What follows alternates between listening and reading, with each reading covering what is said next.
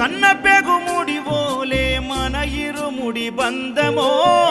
కన్న కలలన్నీ నెరవేర్చే తండ్రి వైతివో రెప్పచాటు కన్నీళ్ళే కష్టాలను మోసెరో తప్పులెన్ని ఉన్నాయో మన్నించి చేరదీయరో ఓర్వలేదు కలికాలం నాయి పయనం ఆపలేదు పలికిన నోరారా శరణం కాళ్ళు కాలిపోయినా సీమునెత్తురొచ్చినా సల్ల సెమటలు వట్టి సొమ్మసిల్లినా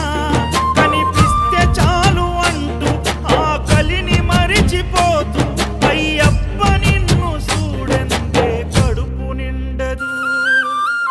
ఎంత దూరం